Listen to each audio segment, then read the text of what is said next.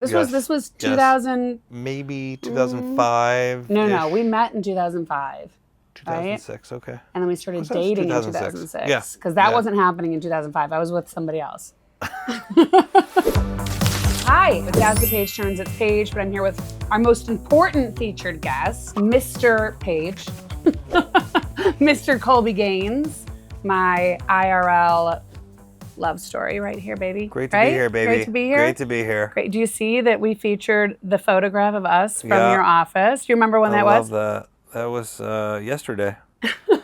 I don't know. We look just the same. We've hardly aged You do. at all. You do. No. Yeah. There's more gray, less hair. There's a lot more gray. I just color mine. For me. There was no Hair for Men product for you, which I'm fine with.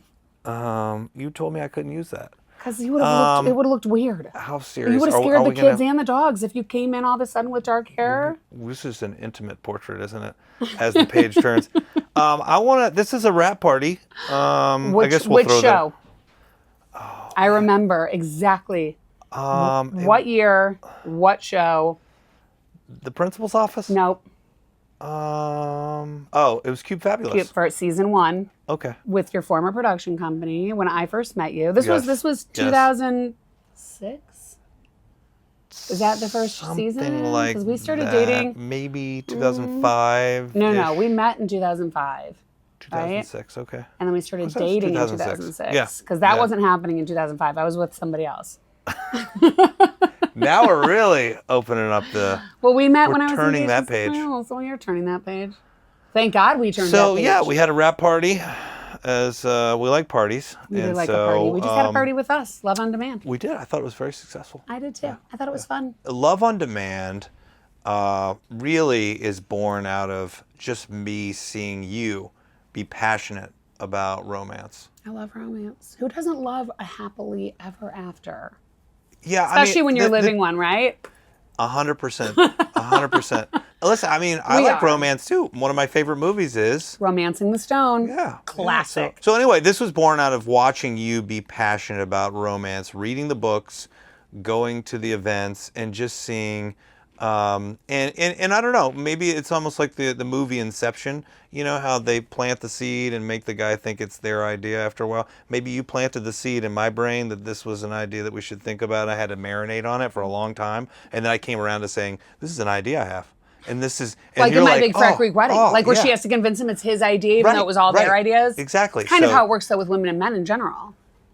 Yes. Wait, I've given you some ideas. Yeah, you have. Yeah. Okay. So this is an idea that just born out of your passion, watching you be passionate about romance and thinking, well, what could we do in this space that hasn't been done? Well, and also how I started becoming a reader after we got married, when I had to stop working in TV and media and all that, and I was at home alone with the kids, and you were in the city every day. And that's when I started reading a book a day. And you were like, what are all these expenses on iTunes? Because I was buying them on iTunes for my iBooks. But the truth is, it really took 15 or 16 years before I said, oh, yeah, let's try to do something in this space, you know? Well, I knew it wasn't going to be in the reality space, because in the romance community too, like, they don't want to be a part of drama. It's already stigmatized.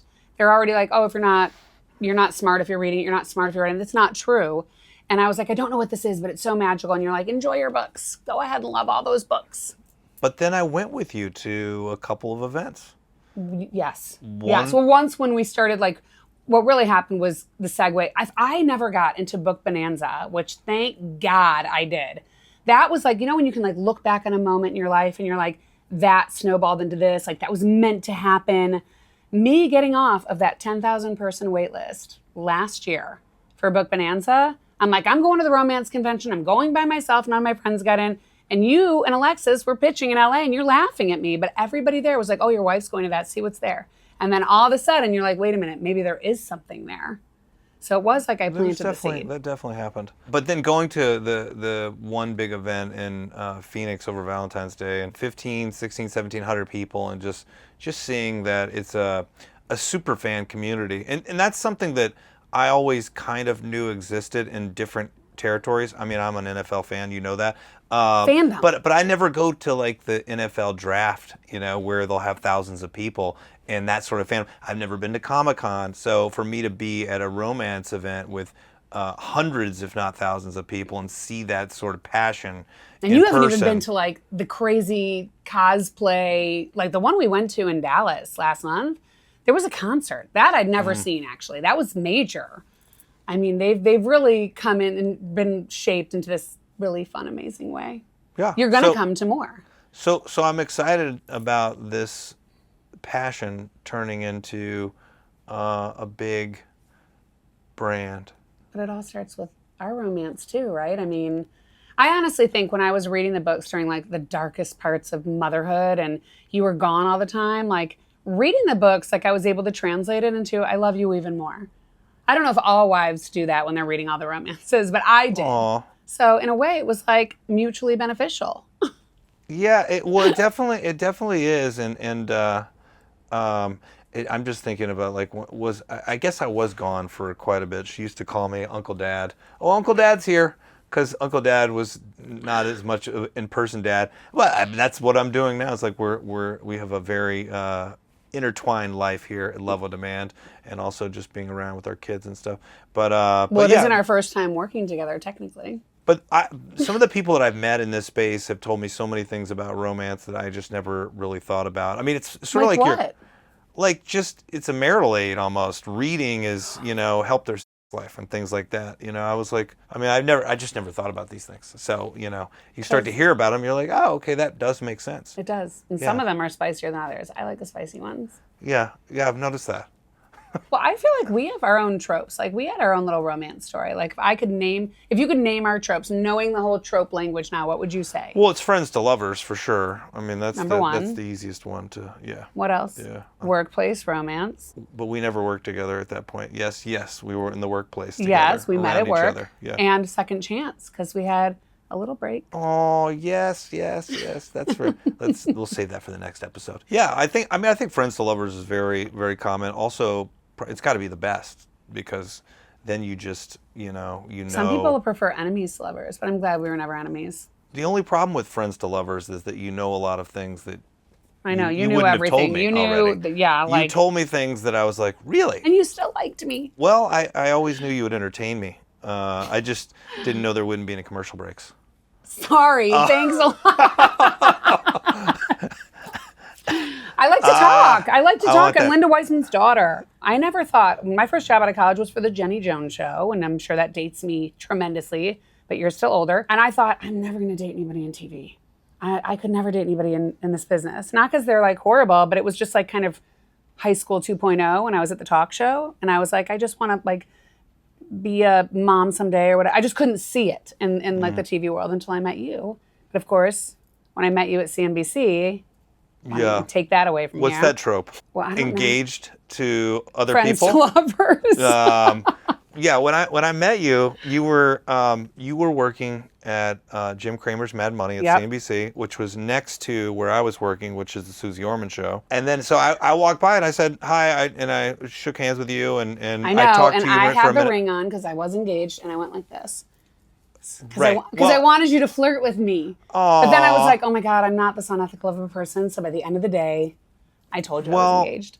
Yeah, you did tell me that. Yeah, you did. Yeah, but it was. But I didn't know about the hiding thing. I was wearing long sleeves. You didn't tell me that. And I hid it because I'm like, this guy's flirting with me and he's cute, and I wanted you to keep flirting with me. So I just kind of said, dirty dog, you dirty tart. You're a dirty tart. My ego still needed to be a little bit stroked, and you came along and gave me what I needed. Well, so I said hello, and and then I thought you were really, perfect for me, and so I went home and told my roommate I met somebody who's perfect for me, but she's engaged, and so that's what it was. But I didn't know that until we got together. And for the record, if you're watching at home, and hopefully you are, and subscribing, like and subscribe. There was I did not get in between you guys. There was I set you up with two of my friends. Yeah, that happened. And you asked, got any friends? I said, yes, I do. You would sleep at our apartment on the couch when I was engaged to that other gentleman. He was a nice guy. So, he was a nice guy. And you know what? Nice. I have no ill will towards it. If not for him, I would never have met you. Because I moved to New York to be with him. You did.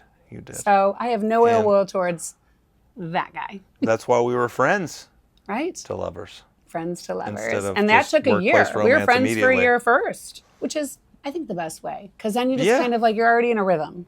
Yeah, but you know too much though too. It's because when you're friends, What did I know about you say you? everything. They You say called you- everything that you think. You share things that you would never share with somebody. I know, but that even made our I think it made us closer in that way. Although it was like when we added. It set some odd expectations. I'll tell you that. And so How do you mean? anyway. Yes, the spicy part. Yes, go ahead. All right, so let's. No, wait. I remember when I broke up with that guy, and we were and even when I moved into my own apartment on the Upper West Side, and you came over, you were still living in Weehawken, and you came over that night, and because I didn't drink, you brought me, it looked like a wine bag, but inside was like a giant 2-liter Diet Coke, yeah. With chocolate, like a candy bar with like a sympathy card, and I think I still have it. If I do, I'll find it so you can add it in.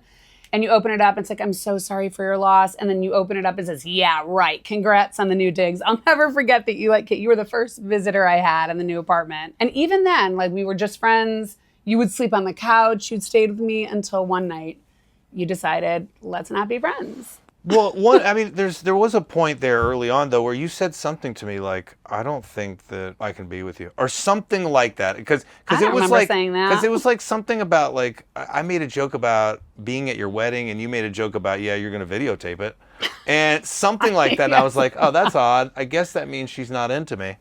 And so there was definitely. I know you were worried about like, was I too much of a player or something? Well, like you that were kind proud of the fact that they had nicknamed you the Shark, if I recall correctly, because you were out and about. I'll never forget. When you're in your late 20s, you're an idiot about everything. So edit this out. There was definitely. There's one story that I love. When I was hanging out with you and your friends, they were telling me a story. This is when we first started dating. Like, I remember you, Colby. You were making out, or like somebody else was sitting inside a bar, and you were making out with somebody like under a street lamp at night. And you looked over while you were making out with that other girl, and you winked at the girl looking at you while you're like, yeah. And I was like, I'm friends with the girl I winked at now. I mean, like, but yes, I did do that. Because you were a player.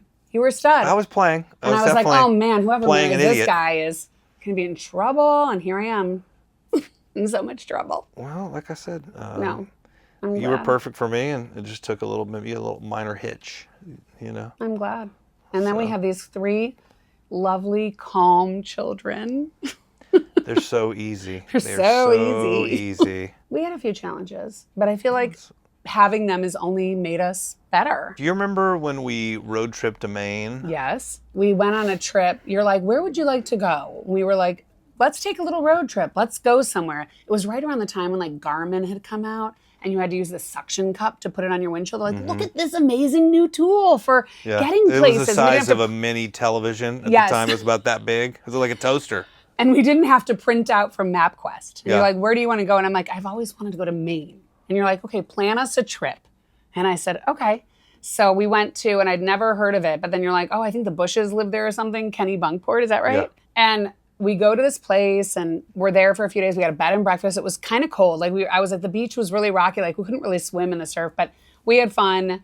And on our last day there, because I was engaged to somebody else I once told you, if we ever did get married, don't propose in front of an audience. And you took that to an extreme. Yes, I did. You took that to a major extreme.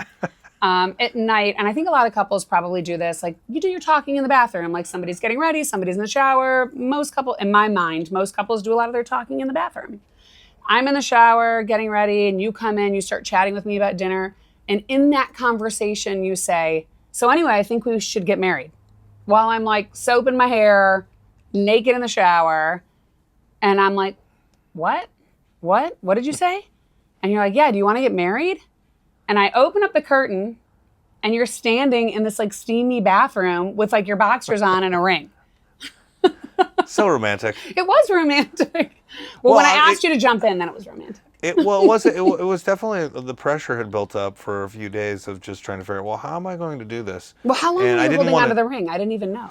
Oh, well, I was standing out beside the shower for at least 70 minutes or no, I'm just No, kidding. I wasn't in the shower that long. It was like 3 or 4 days of like, when am I going to do this? You know, and you What would having be had and I planned that trip, so it was like I planned our engagement trip. Well, it just kept, the days kept going by. I was like, oh, we'll do it. I'll do it today. No, I'll do it tomorrow. And then, I'll do it the next day. And then it just got to the point of like, all right, when am I going to do it? And it's, Were you nervous? No, I wasn't nervous. No, I mean, I never proposed to anybody. I mean, this is the one time it's going to happen for real. I mean, it wouldn't, and I was also, how old was I? 33, 32? 31. We both happened to be 32 at our wedding for that 1 month. Yeah. So it wasn't like, I knew you were the one. There wasn't like I have to, like sweat this out. Is this the right thing or not? I never thought that ever. Thank you. I never did either. Yeah. And except for the first year, I want to be with you. And then I was like, oh my God, I love him. But what if it doesn't work out? And then I have to leave New York. I'll be videotaping your wedding, you told me. And so that's, yeah. But here we are. Well, they made a game for us. Let's do it. That'll be fun. Game time. Princess treatment, bare minimum. Okay. So we're going to play this game called Bare Minimum or Princess Treatment, where I'm going to read some things off to you, and you have to decide, wow, this is a lot that I would do for her, so it would be princess treatment, or this is something she should expect of me, okay? Okay. All right. So the first one is unlimited budget for books. Oh, bare minimum. Bare minimum. Yeah. Wait. Are we matching? We're just trying to matchy here? I say bare minimum. Yeah. Okay. Got it. Yeah, there's no budget for my books, are there? Yeah. Have you ever given? No. Whatever you need, honey. Yes, and that's the right answer right there. Okay. I don't know if this is a bookish thing, so this wouldn't really be in real life. Slaying the dragon for me. Princess treatment. What, you wouldn't just do it because you wouldn't want me to die and be burned to death? Well, I mean, like, is this a thing where I'm defending you, or I'm just going out into the wild? Let's say I was trapped by the dragon claws. Well, if you're trapped, I would definitely, that's bare minimum. Exactly, right answer. Yeah. That's the right answer, bare minimum. Yeah. Oh, let's see. Knows my coffee order. Do you know my coffee order? The Starbucks app has it stored, so that you don't have to remember. That's right. So that's a bare minimum thing. I know, but do you know it? Well, I have it stored. Yours. I have it stored. Can you take a guess? Mine is the easiest.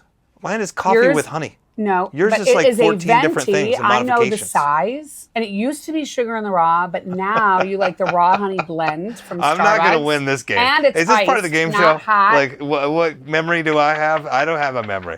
This is like the newlywed game when you have to remember things about your spouse too. No, you have a photographic memory. I'm at a disadvantage. Murdering my enemies. That's definitely princess treatment. I know. We don't want you to go to jail because I need you, actually. Yeah. So I would want agree. to stay unincarcerated. I don't have any enemies that I know of. Breakfast in bed. Oh, that's think hard. That's probably princess treatment. I would say that you would say it's princess treatment, but I sort of feel like it should be bare minimum if we're being honest. I mean, if we're being honest. I guess if it were year one of marriage, kids. If we're being honest, you don't like food in the bed because of the bugs. That's true. So that's true. But look at how much. So it's never happened because you would complain that the bugs would be there, and then it'd be a problem that way. But I like to eat my suckers in bed, though. Right. The lollipops. I would treat you to breakfast in bed, but I know don't even grab a taco or anything. Yeah, I'd be like, what are you eating? Yeah. Holding the door open. That is that's bare minimum. Where are you? Bare minimum. Yeah. Yep. Oh, joining the mafia to save me. To save me. To save. That's princess treatment. I mean, still. What if I was gonna die? Joining the mafia to save you? I mean, really? Well, if it was my life on the line. But you're in the mafia, so I'd have to come. So you think I'd have to join the mafia. Yes. Yes. You're a lot tougher than me. Probably true. I want to live. Despite my death? You will take down something just to prove it. So you're like you're really sweet. You are a sweetheart. You know what? You're I'm a sweet fragile, person, not like a flower, but like a bomb. Okay. Stalking me to get my attention. That's just weird. I mean, do I have a card for that? Kidnap me for my own safety. That's weird. It's against. It's weird. These are things that happen. These are red flags. Bare minimum. Bare minimum. That's true. Bare minimum. Kidnap me for my own safety. I'm okay with that. Yeah. Okay. I think that concludes our game segment because that's weird. Well, the next segment that we have to talk about, which is like the concluding segment of the show, is what made your heart race this week? It could be anything. Our 13-year-old. Yes. This made my heart race when first he beat me in chess this week. He's so cute. And then he told me he's joining the chess club. And he wants to do theater, right? He wants to do theater club. I think he'll be good at it. That made me very happy this week. Yeah. I agree. What made my heart race? Oh yeah, Savannah. Savannah this week, she started choir and she loves it. I love it. It's funny when she's always singing in her room, like to herself, and doesn't realize that we're filming her, which we like to do secretly. And then send it to the grandparents. I'm just glad she likes it. She loves singing, and this is and she's good at it. She keeps pitch. Yeah, for her to take that step of taking choir is big. Martin so far is doing what he's supposed to do. He's got a job working 20 plus hours a week. He's got mostly A's, and he's doing really well this year. He's really focused now on getting his driver's license. We'll see. That makes me very nervous. That makes my heart race. Well, I'm glad you came on set today because it was such a far distance. Well, I love you. I love what you've done with the place. I love Love on Demand. I love what you're doing, and I know. Just let me know how I can help. I want to pick a book that you might actually read. You can do that. You can do that at some point. I know gotta you be like really nonfiction. Short. It's got to be short, whatever it is. I know. Short. What if it's an Audible? It's short. I love you. I love you.